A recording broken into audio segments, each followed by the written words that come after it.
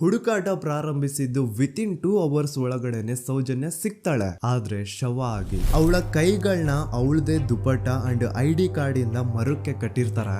And most brutal part is ಅವಳ ಯೋನಿ, ಅವಳ ಏನಿತ್ತು ಅದ್ರ ಒಳಗಡೆ 6 ಇಂಚ್ ಮಣ್ಣು ತುಂಬಿರ್ತಾರೆ. ಓ ಬಿಡಪ್ಪ, ನಮ್ ಪೊಲೀಸ್ ಅವ್ರಿಗೆ ತಮ್ಮ ಡ್ಯೂಟಿ ಮೇಲೆ ಎಷ್ಟೊಂದು ನಿಷ್ಠೆ ಇದೆ, ಒಂದೇ ದಿನದಲ್ಲಿ ಆರೋಪಿನ ಹಿಡಿದ್ ಬಿಟ್ರಲ್ಲ ಅಂತ ಪೊಲೀಸ್ ಅವ್ರ ಮೇಲೆ ಫುಲ್ ಒಂಥರ ಹೊಗಳ್ತಾ ಇರ್ತಾರೆ.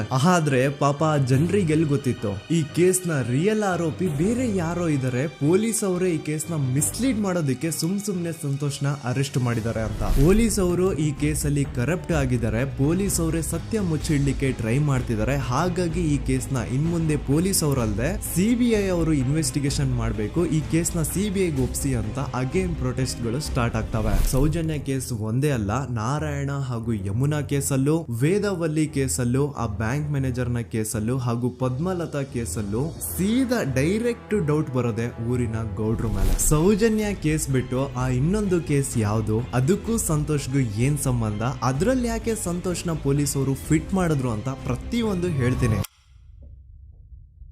ನಾನು ಈ ಚಾನೆಲ್ ನ ಸ್ಟಾರ್ಟ್ ಮಾಡ್ದಾಗಿಂದ one of the most requested video ಬಂದು ಸೌಜನ್ಯ ಕೇಸ್ ಬಗ್ಗೆ. ಸರಿ, ನಮ್ ದೂತ ಸಭೆಯ ಪ್ರಜೆಗಳು ಇಷ್ಟೊಂದು ಕೇಳ್ತಿದಾರಲ್ಲ, ಈ ಒಂದು ಕೇಸ್ ಬಗ್ಗೆ ವಿಡಿಯೋ ಮಾಡುವ ಅಂತ ಸೌಜನ್ಯ ಕೇಸ್ ಬಗ್ಗೆ ನಾನು ರಿಸರ್ಚ್ ಸ್ಟಾರ್ಟ್ ಮಾಡಿದೆ. ಅಂಡ್ ಟ್ರಸ್ಟ್ ಮೀ, ಎಷ್ಟೊಂದು ಕಾಂಪ್ಲೆಕ್ಸ್ ಈ ಒಂದು ಕೇಸ್ ಇದೆ ಅಂತಂದ್ರೆ ನನ್ ತಲೆನೇ ಕೆಟ್ಬಿಡ್ತು. ಬಟ್ ಡೋಂಟ್ ವರಿ, ನಿಮ್ಗಂತೂ ಪ್ರತಿ ಒಂದನ್ನ ತುಂಬಾ ಸಿಂಪಲ್ ಆಗಿ ಅರ್ಥ ಮಾಡಿಸ್ತೇನೆ. ಅನ್ಕೊಳ್ಳಿ, ಒಂದು ಊರು, ಆ ಊರಲ್ಲಿ ಒಂದು ಗೌಡ್ರ ಕುಟುಂಬ ಇದೆ. ಅಂಡ್ ಆ ಗೌಡ್ರ ಕುಟುಂಬ ತುಂಬಾನೇ ಪವರ್ಫುಲ್, ಲೈಕ್ ನಾವು ಮೂವೀಸ್ ಅಲ್ಲಿ ನೋಡ್ತೀವಲ್ಲ ಹಂಗೆ. ಸೊ ಗೌಡ್ರು ಊರು ಬಂದು ಧರ್ಮಸ್ಥಳ ಅಂತ. ಆ ಒಂದು ಊರಲ್ಲಿ ಇವ್ರಿಗೆ ಸಖತ್ ಕಂಟ್ರೋಲ್ ಇರುತ್ತೆ. ಈವನ್ ಅದೇ ಒಂದು ರೀಜನ್ ಅಲ್ಲಿ ಇರುವಂತಹ ಒಂದು ತುಂಬಾನೇ ಪಾಪ್ಯುಲರ್ ದೇವಸ್ಥಾನನು ಸಹ ಇವರೇ ಕಂಟ್ರೋಲ್ ಮಾಡ್ತಿರ್ತಾರೆ. ಆ ಒಂದು ದೇವಸ್ಥಾನ ಇಂದ ಈ ಗೌಡ್ರ ಕುಟುಂಬಕ್ಕೆ ಎಷ್ಟೊಂದು ದುಡ್ಡು ಬರ್ತಾ ಇರುತ್ತೆ ಅಂತಂದ್ರೆ, ಅದೇ ದುಡ್ಡಲ್ಲಿ ಇವರು ಬೇಜನ್ ಪ್ರೈವೇಟ್ ಪ್ರೈಮರಿ ಅಂಡ್ ಹೈಸ್ಕೂಲ್ಸ್ ನ ಸ್ಥಾಪನೆ ಮಾಡಿರ್ತಾರೆ, ಬೇಜನ್ ಪ್ರೈವೇಟ್ ಮೆಡಿಕಲ್ ಕಾಲೇಜಸ್ ಇರ್ತವೆ, ಅಂಡ್ ಬೇಜನ್ ಪ್ರೈವೇಟ್ ದೊಡ್ಡ ಹಾಸ್ಪಿಟಲ್ಸ್ ಇರ್ತವೆ. ಒಟ್ಟಲ್ಲಿ ಹೇಳ್ಬೇಕು ಅಂತಂದ್ರೆ ದುಡ್ಡಿನ ಸುರಿಮಳೆ ಇವ್ರಿಗೆ. ನೋಡಿ, ನಮ್ಮ ಭಾರತ ದೇಶದಲ್ಲಿ ಒಂದು ಕಾನೂನಿದೆ, ದ ರಿಲಿಜಿಯಸ್ ಎಂಡೋಮೆಂಟ್ ಆಕ್ಟ್ 1863 ಅಂತ. ಬೇಸಿಕಲಿ ಈ ಒಂದು ಕಾನೂನು ಏನ್ ಹೇಳುತ್ತೆ ಅಂತಂದ್ರೆ, ಭಾರತದಲ್ಲಿ ಯಾವ್ದೆಲ್ಲ ಹಿಂದೂ ಟೆಂಪಲ್ಸ್ ಇದಾವೋ ಅವೆಲ್ಲ ಗವರ್ಮೆಂಟ್ ಪ್ರಾಪರ್ಟಿ. ಆ ಹಿಂದೂ ಟೆಂಪಲ್ಸ್ ನ ಮ್ಯಾನೇಜ್ಮೆಂಟ್ ಎಲ್ಲ ಗವರ್ಮೆಂಟ್ ಕೈಗೆ ಹೋಗಿ ಗವರ್ಮೆಂಟ್ ಡಿಸೈಡ್ ಮಾಡುತ್ತೆ ಆ ಮ್ಯಾನೇಜ್ಮೆಂಟ್ ಅಲ್ಲಿ ಯಾರ್ ಕೆಲ್ಸಕ್ಕೆ ಇರಬೇಕು, ಯಾರ್ ಕೆಲ್ಸಕ್ಕೆ ಇರಬಾರ್ದು, ಅಂಡ್ ಆ ಟೆಂಪಲ್ ಇಂದ ಬರ್ತಿರುವಂತಹ ಡೊನೇಷನ್ ಅಮೌಂಟ್ ನ ಏನ್ ಮಾಡಬೇಕು ಅಂತ. ಸೊ ಈ ಒಂದು ಕಾನೂನಿನ ಪ್ರಕಾರ ಗವರ್ಮೆಂಟ್ ಇಂಡಿಯಾದಲ್ಲಿ ಇರುವಂತಹ ಆಲ್ಮೋಸ್ಟ್ ಎಲ್ಲಾ ಹಿಂದೂ ಟೆಂಪಲ್ಸ್ ನ ತನ್ನ ಕಂಟ್ರೋಲ್ ಅಲ್ಲಿ ತಗೋತಾ ಇರ್ಬೇಕಾದ್ರೆ ಗವರ್ಮೆಂಟ್ ಅಫಿಷಿಯಲ್ಸ್ ಧರ್ಮಸ್ಥಳ ಶ್ರೀ ಮಂಜುನಾಥ ದೇವಸ್ಥಾನಕ್ಕೂ ರೀಚ್ ಔಟ್ ಮಾಡ್ತಾರೆ. ಅಂಡ್ ಆಗ ಇಷ್ಟು ದಿನ ಟೆಂಪಲ್ ನ ಕಂಟ್ರೋಲ್ ಮಾಡ್ತಿದ್ದಂತಹ ಆ ಗೌಡ್ರ ಕುಟುಂಬ ಏನ್ ಹೇಳುತ್ತೆ ಗೊತ್ತಾ, ಇಲ್ಲ ಇದು ಹಿಂದೂ ಟೆಂಪಲ್ ಅಲ್ಲ, ಇದು ಜೈನ್ ಫ್ಯಾಮಿಲಿಗೆ ಬಿಲಾಂಗ್ ಮಾಡುವಂತಹ ಒಂದು ಪ್ರೈವೇಟ್ ಟೆಂಪಲ್ ಅಂತ ಹೇಳ್ತಾರೆ. ನಾನು ಇಷ್ಟು ದಿನ ಧರ್ಮಸ್ಥಳ ಶ್ರೀ ಮಂಜುನಾಥ ದೇವಸ್ಥಾನ ಒಂದು ಹಿಂದೂ ಟೆಂಪಲ್ ಅಂತ ಅನ್ಕೊಂಡಿದ್ದೆ. ಆದ್ರೆ ಈಗಷ್ಟೇ ನನಗೂ ಗೊತ್ತಾಗಿದ್ದು ಇದು ಹಿಂದೂ ಟೆಂಪಲ್ ಅಲ್ಲ, ಇದು ಒಂದು ಜೈನ್ ಫ್ಯಾಮಿಲಿಗೆ ಬಿಲಾಂಗ್ ಮಾಡುವಂತಹ ಪ್ರೈವೇಟ್ ಜೈನ್ ಟೆಂಪಲ್ ಅಂತ. ಸೊ ಹೀಗಾಗಿ ಗವರ್ಮೆಂಟ್ ಅಫಿಷಿಯಲ್ಸ್ ಏನೂ ಮಾಡಕ್ಕಾಗದೆ ಇವತ್ತಿನವರೆಗೂ ಈ ಒಂದು ಧರ್ಮಸ್ಥಳ ಶ್ರೀ ಮಂಜುನಾಥ ದೇವಸ್ಥಾನನ ಒಂದು ಪ್ರೈವೇಟ್ ಟ್ರಸ್ಟ್ ನಡೆಸ್ಕೊಂಡು ಹೋಗ್ತಿದೆ. ಅಂಡ್ ಆ ಪ್ರೈವೇಟ್ ಟ್ರಸ್ಟ್ ನ ಓನರ್ ಯಾರು, ಅದೇ ಗೌಡ್ರ ಕುಟುಂಬ. ನೋಡಿ, ನಾನು ಈ ವಿಡಿಯೋದಲ್ಲಿ ಯಾರ್ದನ್ನು ರಿಯಲ್ ನೇಮ್ಸ್ ನ ಬಳಸ್ತಿಲ್ಲ. ಪ್ರೀವಿಯಸ್ಲಿ ಬೇರೆ ಯೂಟ್ಯೂಬರ್ಸ್ ತಮ್ಮ ವಿಡಿಯೋಸ್ ಅಲ್ಲಿ ರಿಯಲ್ ನೇಮ್ಸ್ ನ ಬಳಸಿದ್ದಾರೆ ಅನ್ನೋ ಒಂದೇ ಒಂದು ಕಾರಣಕ್ಕೆ ಅವ್ರ ವಿಡಿಯೋಸ್ ನ ಡಿಲೀಟ್ ಮಾಡಿಸಿದ್ದಾರೆ. ಸೊ ಅವ್ರ ಜೊತೆ ಆಗಿದ್ದು ನನ್ ಜೊತೆ ಆಗೋದ್ ಬೇಡ, ಸತ್ಯ ಮುಚ್ಚೋಗೋದು ನನ್ಗೆ ಇಷ್ಟ ಇಲ್ಲ. ಹಾಗಾಗಿ ನಾನು ಇಲ್ಲಿ ರಿಯಲ್ ನೇಮ್ಸ್ ನ ಬಳಸ್ತಿಲ್ಲ. ಆದ್ರೆ ನಾನು ಯಾರನ್ನ ಪಾಯಿಂಟ್ ಔಟ್ ಮಾಡಿ ಹೇಳ್ತಿದ್ದೀನಿ ಅನ್ನೋದು ಮಾತ್ರ ನಿಮಗೆ ತುಂಬಾ ಕ್ಲಿಯರ್ಲಿ ಅರ್ಥ ಆಗುತ್ತೆ. Don't worry.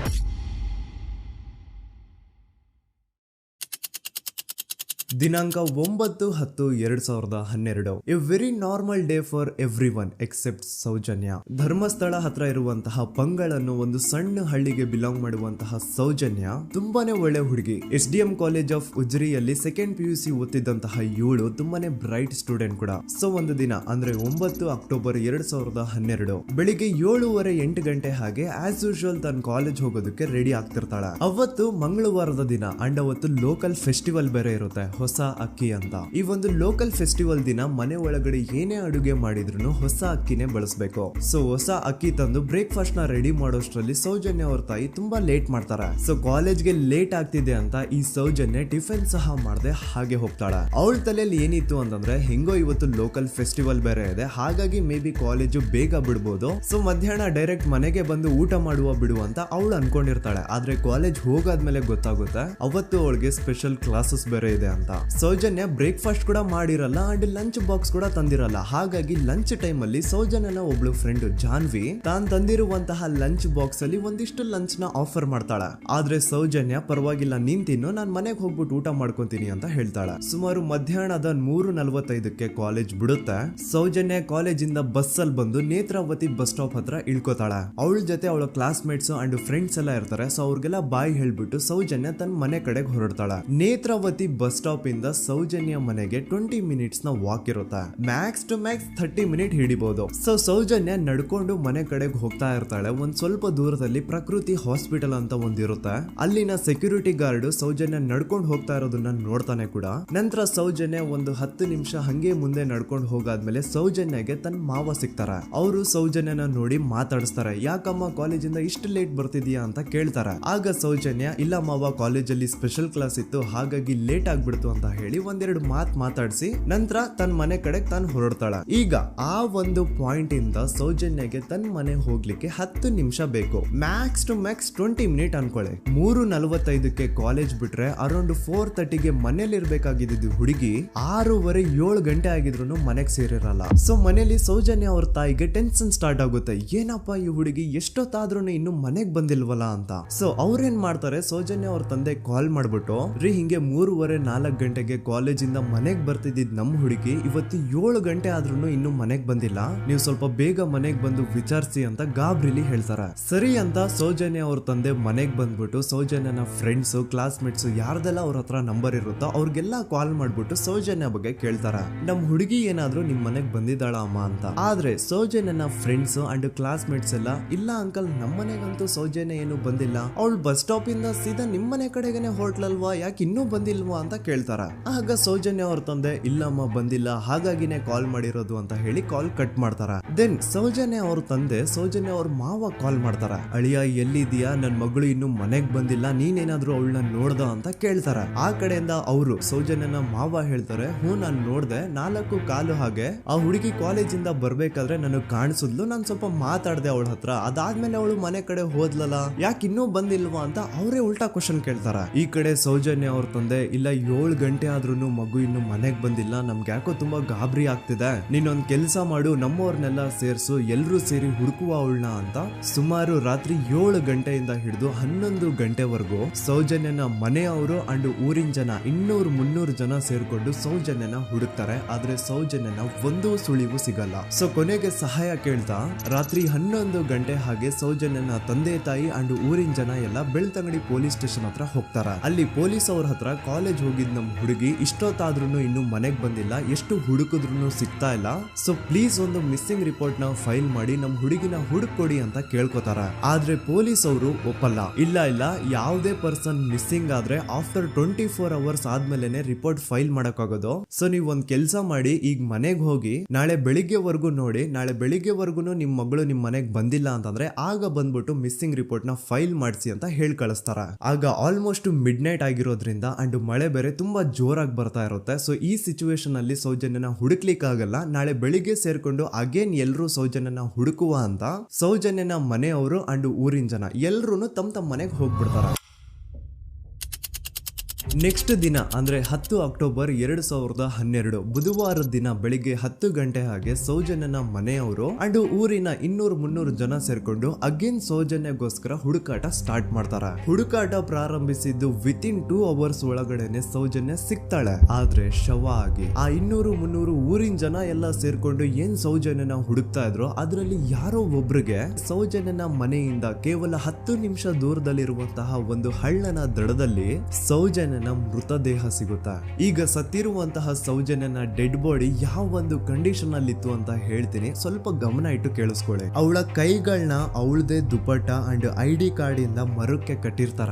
ಅವಳ ಬಾಡಿ ಎಲ್ಲ ನೇಕೆಡ್ ಇರುತ್ತೆ, ಮೈ ಮೇಲೆ ಸರಿಯಾದ ಬಟ್ಟೆ ಇರಲ್ಲ, ಮೈ ಮೇಲೆ ಮಲ್ಟಿಪಲ್ ಕಟ್ ಮಾರ್ಕ್ಸ್ ಇರುತ್ತೆ, ತುಂಬಾ ಜೋರಾಗಿ ಹೊಡೆದಿರುವಂತಹ ಗಾಯಗಳು ಮೈ ಮೇಲೆ ಎದ್ದು ಕಾಣಿಸ್ತಿರ್ತವೆ. ಅವಳ ರಿಪ್ಸ್ ಎದೆ ಭಾಗದ ಮೂಳೆಗಳೆಲ್ಲ ಮುರಿದು ಹೋಗ್ಬಿಟ್ಟಿರ್ತವೆ. And most brutal part is ಅವಳ ಯೋನಿ, ಅವಳ ಏನಿತ್ತು ಅದ್ರ ಒಳಗಡೆ 6 ಇಂಚ್ ಮಣ್ಣು ತುಂಬಿರ್ತಾರೆ. ಆ ಬಾಡಿ ಕಂಡೀಷನ್ ನ ನೋಡಿದಾದ್ಮೇಲೆ ಒಂದಂತೂ ತುಂಬಾ ಕ್ಲಿಯರ್ ಆಗಿ ಅರ್ಥ ಆಗುತ್ತೆ, ಅವಳನ್ನ ಯಾರೋ ತುಂಬಾ ಫೋರ್ಸ್ಫುಲಿ ಮಾಡಿ ನಂತರ ನಿರ್ದಯವಾಗಿ ಸಾಯಿಸಿದ್ದಾರೆ ಅಂತ. ಇಲ್ಲಿ ಕ್ರಿಮಿನಲ್ಸ್ ನ ಬುದ್ಧಿವಂತಿಕೆ ನೋಡಿ ಪೊಲೀಸ್ ಅವ್ರಿಗೆ ಏನೂ ಸುಳಿವು ಸಿಗ್ಬಾರ್ದು ಅಂತ ಅವಳ ಯೋನಿ ಒಳಗಡೆ 6 ಇಂಚ್ ಅಷ್ಟು ಮಣ್ಣು ತುಂಬ ಹೋಗಿರ್ತಾರೆ. ಸೊ ದೆನ್ ಪೊಲೀಸ್ ಅವ್ರಿಗೆ ವಿಷಯ ಗೊತ್ತಾಗುತ್ತೆ. ಅವರು ಸ್ಪಾಟ್ ಗೆ ಬಂದು ಸೌಜನ್ಯನ ಬಾಡಿನ ರಿಕವರ್ ಮಾಡಿ ಆ ಒಂದು ಸ್ಪಾಟ್ ನ ಕಂಪ್ಲೀಟ್ ಸೀಸ್ ಮಾಡ್ತಾರೆ.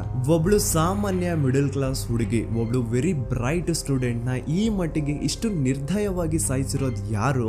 ಇನ್ ಕೇಸ್ ಏನಾದ್ರೂ ಈ ಕ್ರೈಮ್ ಮಾಡಿದವನು ಸಿಕ್ಕಿ ಬಿದ್ರೆ ಅವನ್ನ ಸುಮ್ನೆ ಬಿಡಬಾರ್ದು ಅಂತ ಜನ ಆಕ್ರೋಶ ವ್ಯಕ್ತಪಡಿಸ್ತಾರೆ. ಅಂಡ್ ಗೆಸ್ ವಾಟ್, ನಮ್ ಪೊಲೀಸ್ ಅವರು ಇಷ್ಟೊಂದು ಫಾಸ್ಟ್ ಆಗಿ ಇನ್ವೆಸ್ಟಿಗೇಷನ್ ಕಂಪ್ಲೀಟ್ ಮಾಡ್ತಾರೆ ಅಂತ ನಾನಂತೂ ಎಕ್ಸ್ಪೆಕ್ಟ್ ಮಾಡಿರ್ಲಿಲ್ಲ. ಅಂಡ್ ಈವನ್ ಈ ಒಂದು ವಿಷಯದಿಂದ ಊರಿನ ಜನನು ಶಾಕ್ ಆಗ್ತಾರೆ. ಸೌಜನ್ಯ ಬಾಡಿ ಸಿಕ್ಕಿದ್ದ ನೆಕ್ಸ್ಟ್ ದಿನ ಅಂದ್ರೆ 11 ಅಕ್ಟೋಬರ್ 2012 ಸಂಜೆ 5 ಗಂಟೆ ಹಾಗೆ ಯಾರು ಸೌಜನ್ಯನ ಪಂಡು ಮರ್ಡರ್ ಮಾಡಿದ್ನೋ ಆ ಕ್ರಿಮಿನಲ್ ಕೂಡ ಸಿಕ್ಕಿ ಬೀಳ್ತಾನೆ. ಈಗ ನೀವು ಥಿಂಕ್ ಮಾಡ್ಬೋದು, ಸೌಜನ್ಯನ ಯಾರು ಮರ್ಡರ್ ಮಾಡಿದ್ರು ಅಂಡ್ ಯಾರ ಕ್ರೈಮ್ ನ ಮಾಡಿದ್ರು ಅವನು ನೆಕ್ಸ್ಟ್ ದಿನಾನೇ ಸಿಕ್ಕಿ ಬಿದ್ದ. ಹಾಗಿದ್ರೆ ಈ ಕೇಸ್ ಯಾವಾಗ್ಲೂ ಕ್ಲೋಸ್ ಆಗ್ಬಿಡ್ಬೇಕಿತ್ತು. ಆದ್ರೂ ಸ್ಟಿಲ್ ಇವತ್ತಿನ ದಿನವರೆಗೂ ಯಾಕೆ ಈ ಕೇಸು ಪದೇ ಪದೇ ನ್ಯೂಸ್ ಅಲ್ಲಿ ಬರುತ್ತೆ ಅಂದ್ರೆ, ನಮ್ ದೂತ ಸಭೆಯ ಪ್ರಜೆಗಳೇ ರೆಡಿ ಆಗಿ, ಆರೋಪಿ ಸಿಕ್ಕಾದ್ಮೇಲೆ ಈ ಕೇಸು ಕ್ಲೋಸ್ ಆಗಿಲ್ಲ. ಆಕ್ಚುಲಿ ಈ ಕೇಸು ಓಪನ್ ಆಗಿದ್ದೆ ಈಗ. ನೋಡಿ, ಸೌಜನ್ಯನ ಬಾಡಿ ಸಿಕ್ಕಿದ್ದು ನೆಕ್ಸ್ಟ್ ದಿನ ಅಂದ್ರೆ 11 ಅಕ್ಟೋಬರ್ 2012. PSI ಯೋಗೇಶ್ ಅವರು ಯಾರನ್ನ ಈ ಕೇಸಲ್ಲಿ ಅರೆಸ್ಟ್ ಮಾಡಿದ್ರು ಅಂದ್ರೆ ಆತನ ಹೆಸರು ಬಂದು ಸಂತೋಷ್ ರಾವ್. 28-29 ವಯಸ್ಸಿರುವಂತಹ Santosh Rao first of all ಧರ್ಮಸ್ಥಳದವನು ಅಲ್ವೇ ಅಲ್ಲ, ಅವನು ಶೃಂಗೇರಿ. ಅವನು ಸಂತೋಷ್ ರಾವ್ ನ ತಂದೆ ಸ್ಕೂಲ್ ಟೀಚರ್ ಅಂಡ್ ತಾಯಿ ಹೌಸ್ ವೈಫ್. ಸಂತೋಷ್ ಮೊದ್ಲಿಂದನೂ ಒಂದ್ ಸ್ವಲ್ಪ ಮೆಂಟಲಿ ಇಲ್ಲಿರೋದ್ರಿಂದ ಅವನಿಗೆ ವಿದ್ಯೆ ಬರಹ ಅನ್ನೋದು ತಲೆಗೆ ಹೋಗಿರಲ್ಲ. ಹಾಗಾಗಿ ಅವನು ಶೃಂಗೇರಿಯಲ್ಲಿ ಒಂದು ಹೋಟೆಲ್ ಅಲ್ಲಿ ಕೆಲಸ ಮಾಡ್ತಿರ್ತಾನೆ. ಮೆಂಟಲಿ ಅನ್ಸ್ಟೇಬಲ್ ಇದ್ರೂ ಸಹ ಈತನಿಗೆ ದೇವ್ರ ಮೇಲೆ ಬಹಳ ನಂಬಿಕೆ ಇರುತ್ತೆ. ಹಾಗಾಗಿ ತಿಂಗಳಿಗೆ ಒಮ್ಮೆ ಆದ್ರೂ, ಅಟ್ಲೀಸ್ಟ್ 2 ತಿಂಗಳಿಗೆ ಒಮ್ಮೆ ಆದ್ರೂ ಈತ ಯಾವ್ದಾದ್ರು ಒಂದು ಪುಣ್ಯಕ್ಷೇತ್ರಕ್ಕೆ ವಿಸಿಟ್ ಮಾಡಿ ಬರ್ತಿರ್ತಾನೆ. ಹಾಗೇನೆ ಈ ಸತಿನೂ ಸಹ ಈತ ಧರ್ಮಸ್ಥಳಕ್ಕೆ ಬಂದಿರ್ತಾನೆ. ಇವನು ಧರ್ಮಸ್ಥಳಕ್ಕೆ ಬಂದಿದ್ದು ದಿನಾಂಕ 9 ಅಕ್ಟೋಬರ್ 2012. ಈ ದಿನಾಂಕನ ಸ್ವಲ್ಪ ನೋಟ್ ಮಾಡಿ ಇಟ್ಕೊಳ್ಳಿ, ಯಾಕಂತಂದ್ರೆ ಮುಂದೆ ಈ ಕೇಸಲ್ಲಿ ಇದೇ ಮೇಜರ್ ಟರ್ನಿಂಗ್ ಪಾಯಿಂಟ್. ಸೊ ಸೌಜನ್ಯನ ಡೆತ್ ಆಗಿಂತ ಒಂದು ದಿನ ಹಿಂದೆ ಧರ್ಮಸ್ಥಳಕ್ಕೆ ಬಂದಿರುವಂತಹ ಸಂತೋಷ್ ರಾವ್ಗೆ ಎಲ್ಲೂ ಉಳ್ಕೊಳ್ಳಿಕ್ಕೆ ಹೋಟೆಲ್ ಅಲ್ಲಿ ಅಥವಾ ಲಾಡ್ಜ್ ಅಲ್ಲಿ ರೂಮ್ ಸಿಗಲ್ಲ. ರೀಸನ್ ಇಷ್ಟೇ, ಸಂತೋಷ್ ರಾವ್ ನೋಡ್ಲಿಕ್ಕೆ ಸ್ವಲ್ಪ ಮೆಂಟಲಿ ಅನ್ಸ್ಟೇಬಲ್ ಪರ್ಸನ್ ತರ ಇರ್ತಾನೆ. ಅವನ ಅವತಾರ, ಅವನ ವೇಷಭೂಷಣ ಅಷ್ಟು ಸರಿ ಇರಲ್ಲ. ಹಾಗಾಗಿ ಇವನ್ಗೆ ಯಾವುದೇ ಒಂದು ಹೋಟೆಲ್ ಅಲ್ಲಿ ಅಥವಾ ಲಾಡ್ಜ್ ಅಲ್ಲಿ ಎಲ್ಲಿನೂ ರೂಮ್ ಸಿಗಲ್ಲ. ಸೊ ಉಳ್ಕೊಳ್ಳೋಕೆ ಜಾಗ ಸಿಗದೆ ಇವನೇನ್ ಮಾಡ್ತಾನೆ, ಅಲ್ಲೇ ಹತ್ರದಲ್ಲಿರುವಂತಹ ಬಾಹುಬಲಿ ಬೆಟ್ಟಕ್ಕೆ ಹೋಗಿ ಅಲ್ಲಿರುವಂತಹ ಬಾಹುಬಲಿ ಸ್ಟ್ಯಾಚು ಹತ್ರನೇ ಆಶ್ರಯ ತಗೊಳ್ತಾನೆ. ಅಂಡ್ 1-2 ದಿನ ಅವನು ಅಲ್ಲೇ ಉಳ್ಕೋತಾನೆ ಕೂಡ. ಡೇ ಟೈಮ್ ಅಲ್ಲಿ ಧರ್ಮಸ್ಥಳಕ್ಕೆ ಬಂದು ಧರ್ಮಸ್ಥಳ ಶ್ರೀ ಮಂಜುನಾಥ ದೇವಸ್ಥಾನದಲ್ಲಿದ್ದು ಅಲ್ಲೇ ಪ್ರಸಾದ ಊಟ ಎಲ್ಲ ಮಾಡಿ ನಂತರ ನೈಟ್ ಆಗ್ತಿದ್ದಂಗೆ ಬಾಹುಬಲಿ ಬೆಟ್ಟಕ್ಕೆ ಹೋಗಿ ಆ ಸ್ಟ್ಯಾಚು ಹತ್ರನೇ ಮಲ್ಕೊಳ್ತಿರ್ತಾನೆ. ಸೊ ಒಂದು ದಿನ ಅಂದ್ರೆ 11 ಅಕ್ಟೋಬರ್ 2012 ಸಂಜೆ 5 ಗಂಟೆ ಹಾಗೆ ಈ ಸಂತೋಷ್ ರಾವ್ ತನ್ನ ಪಾಡಿಗೆ ತಾನು ಆ ಬೆಟ್ಟದ ಮೇಲೆ ಕೂತ್ಕೊಂಡು ಸೀನರೀಸ್ ನ ಎಂಜಾಯ್ ಮಾಡ್ತಾ ಇರಬೇಕಾದ್ರೆ ಯಾರೋ ಅದೇ ಊರಿನ 5 ಜನ ಕಿಡಿಗೇಡಿಗಳು ಬಂದು ಇವನ್ ಹತ್ರ ಜಗಳ ತೆಗಿತಾರ.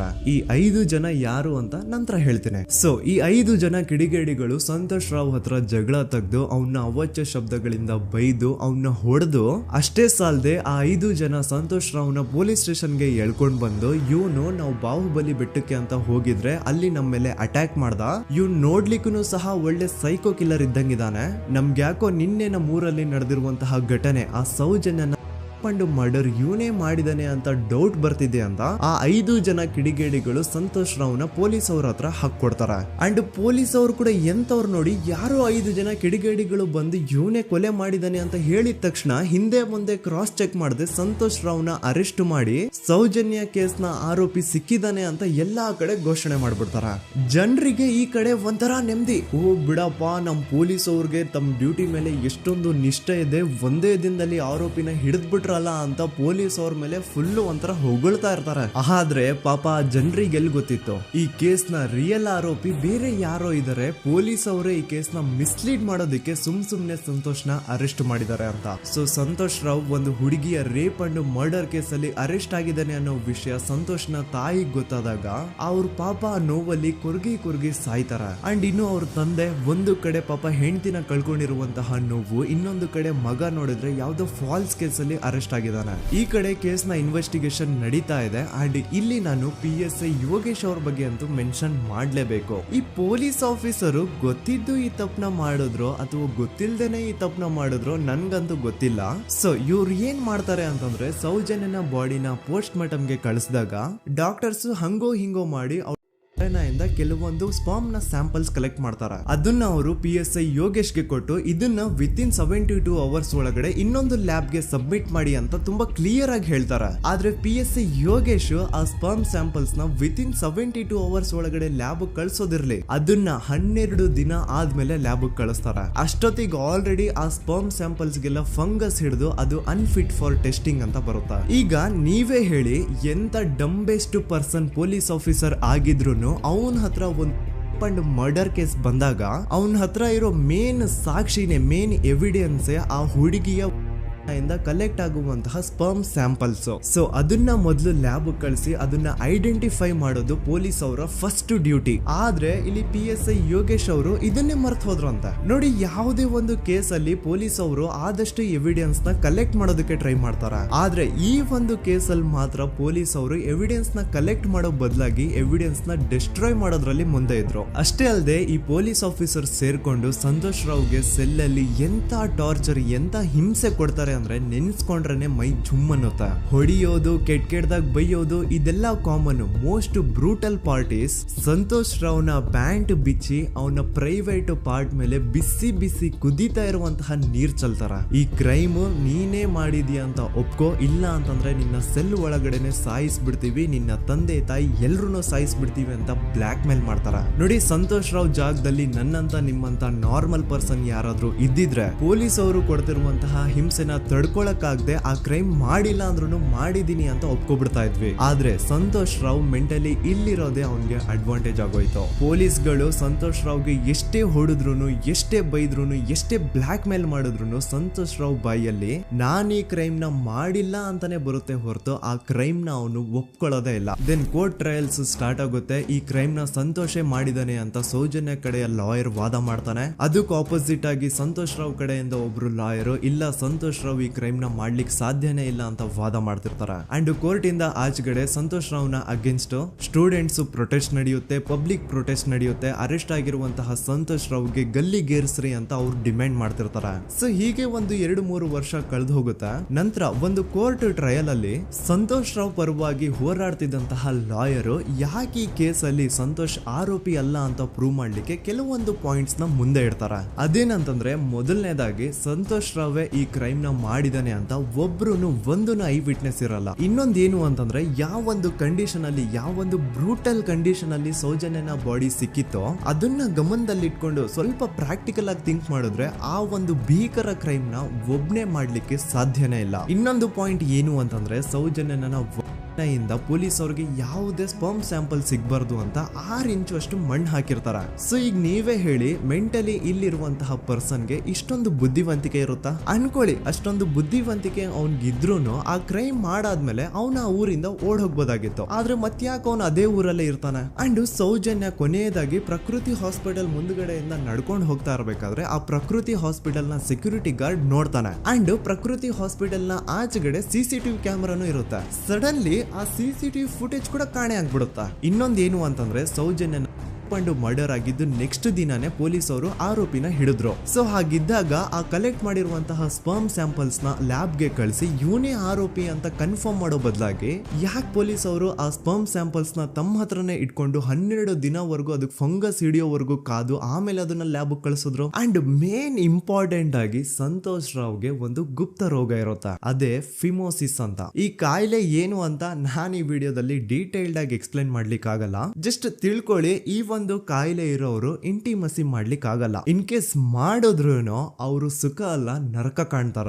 ಸೊ ಇಷ್ಟೆಲ್ಲ ವ್ಯಾಲಿಡ್ ಪಾಯಿಂಟ್ಸ್, ಇಷ್ಟೆಲ್ಲ ಫ್ಯಾಕ್ಟ್ಸ್ ಕಣ್ ಮುಂದೆ ಇರಬೇಕಾದ್ರೆ ಸ್ಟಿಲ್ ಪೊಲೀಸ್ ಅವರು ಯಾಕೆ ಈ ಕ್ರೈಮ್ ನ ಸಂತೋಷ್ ರಾವೇ ಮಾಡಿದಾನೆ ಅಂತ ಇವನ್ ಹಿಂದೆ ಬಿದ್ದಿದ್ದಾರೆ. ಯಾಕೆ ಅವರು ಈ ಕ್ರೈಮ್ ಇವನ್ ಬಿಟ್ರೆ ಬೇರೆ ಯಾರಾದ್ರೂ ಮಾಡಿರ್ಬೋದಲ್ಲ ಅಂತ ಆ ಆಂಗಲ್ ಅಲ್ಲಿ ಇನ್ವೆಸ್ಟಿಗೇಷನ್ ಮಾಡ್ತಿಲ್ವಲ್ಲ ಅಂತ ಪೊಲೀಸ್ ಅವರ ಇನ್ವೆಸ್ಟಿಗೇಷನ್ ಮೇಲೆ ಈಗ ಕ್ವಶನ್ ಬರುತ್ತೆ. So after hearing all of this, ಎಲ್ಲರಿಗೂ ಈಗ ಪೊಲೀಸ್ ಅವರ ಇನ್ವೆಸ್ಟಿಗೇಷನ್ ಇನ್ವೆಸ್ಟಿಗೇಷನ್ ಮೇಲೆ ಡೌಟ್ ಬರುತ್ತೆ. ಅಂಡ್ ಈವನ್ ಸೌಜನ್ಯ ಅವ್ರ ಮನೆಯವರು ಕೂಡ ನಿಜವಾದ ಆರೋಪಿ ಸಂತೋಷ್ ಅಲ್ಲ ಅಂತ ತಮ್ಮ ಅಭಿಪ್ರಾಯನ ವ್ಯಕ್ತಪಡಿಸ್ತಾರೆ. ಆಗ ಅಲ್ಲಿವರೆಗೂ ಸಂತೋಷ್ ರಾವ್ನ ಗಲ್ಲಿಗೇರಿಸಿ ಅಂತ ಏನು student protest and public protest ಎಲ್ಲ ನಡೀತಾ ಇತ್ತು, ಈಗ ಅದೆಲ್ಲ ನಿಂತು ಹೋಗಿ ಎಲ್ಲಾ ಹೇಟ್ ರೇಟ್ ಪೊಲೀಸ್ ಅವ್ರ ಕಡೆಗೆ ಹೋಗುತ್ತೆ. ಪೊಲೀಸ್ ಅವರು ಈ ಕೇಸಲ್ಲಿ ಕರಪ್ಟ್ ಆಗಿದ್ದಾರೆ, ಪೊಲೀಸ್ ಅವರೇ ಸತ್ಯ ಮುಚ್ಚಿಡ್ಲಿಕ್ಕೆ ಟ್ರೈ ಮಾಡ್ತಿದ್ದಾರೆ. ಹಾಗಾಗಿ ಈ ಕೇಸ್ನ ಇನ್ಮುಂದೆ ಪೊಲೀಸ್ ಅವರಲ್ಲದೆ ಸಿಬಿಐ ಅವರು ಇನ್ವೆಸ್ಟಿಗೇಷನ್ ಮಾಡಬೇಕು, ಈ ಕೇಸ್ನ ಸಿಬಿಐ ಒಪ್ಸಿ ಅಂತ ಅಗೇನ್ ಪ್ರೊಟೆಸ್ಟ್ ಗಳು ಸ್ಟಾರ್ಟ್ ಆಗ್ತವೆ. ಸೊ ಧರ್ಮಸ್ಥಳದಲ್ಲಿ ಇಷ್ಟೊಂದು ಹೋರಾಟಗಳಾಗ್ತಿದಾವೆ, ಒಬ್ಳು ಹುಡುಗಿ ಜೊತೆ ಇಷ್ಟೊಂದು ಅನ್ಯಾಯ ಆಗಿದೆ, ಆದ್ರೂ ಸಹ ಧರ್ಮಾಧಿಕಾರಿ ಏನು ಮಾತೇ ಆಡ್ತಿಲ್ವಲ್ಲ ಈ ಹುಡುಗಿ ಬಗ್ಗೆ ಅಂತ ಜನರು ಪ್ರಶ್ನೆ ಮಾಡಿದಾಗ ಆಗ ಧರ್ಮಾಧಿಕಾರಿನೂ ಜನರು ಮುಂದೆ ಬಂದ್ಬಿಟ್ಟು ಈ ಕೇಸ್ನ ಸಿಬಿಐ ಒಪ್ಸಿ ಅಂತ ಹೋರಾಟ ಮಾಡ್ತಾರ. ನಂತರ ಈ ಒಂದು ಕೇಸು ಪೊಲೀಸ್ ಅವರಿಂದ ಸಿಬಿಐ ಕೈಗೆ ಹೋಗುತ್ತೆ. ಸಿಬಿಐ ಕೈಗೆ ಹೋಗಿದ ತಕ್ಷಣ ಇಲ್ಲೇನು ಸತ್ಯ ಹೊರಗೆ ಬಂದಿಲ್ಲ. ಆ ಸಿಬಿಐ ಅವರು 3-4 ವರ್ಷ ಟೈಮ್ ತಗೊಂಡು ಮತ್ತೆ ಈ ಒಂದು ಕೇಸ್ನ ರೀ ಇನ್ವೆಸ್ಟಿಗೇಷನ್ ಮಾಡ್ತಾರ. ಆದ್ರೆ ಅಲ್ಲೇನು ಇನ್ವೆಸ್ಟಿಗೇಷನ್ ಮಾಡ್ಲಿಕ್ಕೆ ಉಳ್ದೇ ಇರಲ್ಲ. ಆ ಪೊಲೀಸ್ ಅವರು ಅವ್ರ ಕೈಯಲ್ಲಿ ಈ ಕೇಸು ಇದ್ದಷ್ಟು ದಿನ ಎಷ್ಟಾಗುತ್ತೋ ಅಷ್ಟು ಎವಿಡೆನ್ಸ್ ನ ಡಿಸ್ಟ್ರಾಯ್ ಮಾಡ್ಬಿಟ್ಟಿರ್ತಾರ. ಸೊ ಹಾಗಾಗಿ ಅಲ್ಲಿ ಸಿಬಿಐ ಅವ್ರಿಗೆ ಇನ್ವೆಸ್ಟಿಗೇಷನ್ ಮಾಡ್ಲಿಕ್ಕೆ ಏನ್ ಉಳ್ದೇ ಇರಲ್ಲ. ಆದ್ರೂ ಸ್ಟಿಲ್ ಅವರು 3-4 ಇಯರ್ಸ್ ಟೈಮ್ ತಗೊಂಡು ನಂತರ ಫೈನಲಿ ಒಂದು ರಿಪೋರ್ಟ್ ನ ಕೋರ್ಟ್ ಗೆ ಸಬ್ಮಿಟ್ ಮಾಡ್ತಾರ. ಅಂಡ್ ಸಿಬಿಐ ಅವರು ಕೋರ್ಟ್ ಗೆ ಸಬ್ಮಿಟ್ ಮಾಡಿರುವಂತಹ ಆ ಒಂದು ರಿಪೋರ್ಟ್ ಅಲ್ಲಿ ಏನಿತ್ತು ಅಂದ್ರೆ ಸಿಬಿಐ ಇನ್ವೆಸ್ಟಿಗೇಷನ್ ಕನ್ಫರ್ಮ್ಸ್ ದಟ್ ಈ ಒಂದು ಕ್ರೈಮ್ ನ ಸಂತೋಷ್ ರಾವ್ ಮಾಡಿದಾನೆ ಅಂತ.